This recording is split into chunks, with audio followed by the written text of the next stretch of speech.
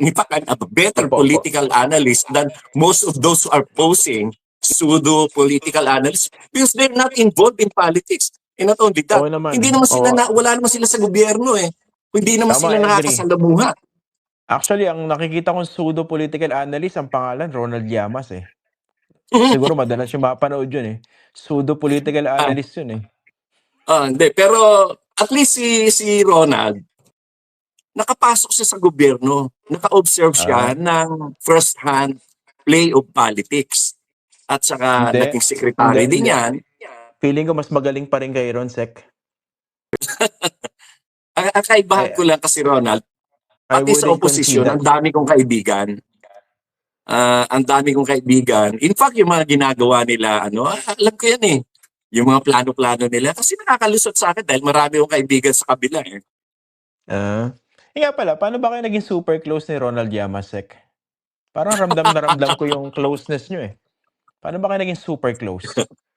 Well, alam mo, noong siyempre, dahil na siya ay nasa cabinet din noon ni Noynoy Aquino, alam mo naman, rabbit anti-Noynoy Aquino ako, di siyempre, ang bangayan namin noon, although hindi kami diretsong nagbabangayan, at least yung mga points namin, yung aming mga ideas, nagka-clash.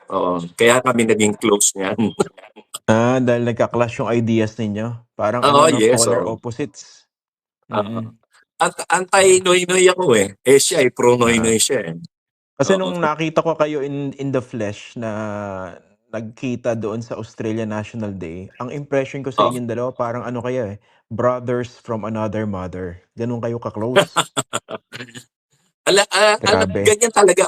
You see, nakita mo how do you judge my character on that night? Hindi ako palaaway. And in fact, you will see, as you can see that night, ang daming lumalapit sa akin, ang daming mga nakikipag-usap sa akin, nakikipagkamay sa akin. And alam ko naman na hindi lang dahil pogi ako, kasi friendly ako sa kanila. Ayun. Feeling ko malaking bagay yung itsura, Sec. Bago tayo magtapos, meron lang pong nanggigigil eh. Gustong-gusto kayong batiin. Sec Ronald! Sana you joined the conversation. Ay, kamusta? Akala ko naka-mute pala ako. Super close yan dalawang yan eh.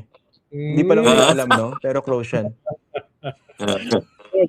Nagbibiruan nga kami nung French National Day.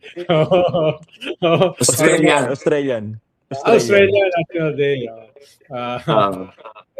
Kamusta kayo, Secretary? Enjoy ba kayo? Nag-enjoy ba kayo? Nag-i-enjoy ako sa interview ni Christian kasi sanay na akong ini-interview since 2019 pa. Tama. Thank you very much po for joining us tonight. Salamat po. Thank you. Maraming salamat and good night.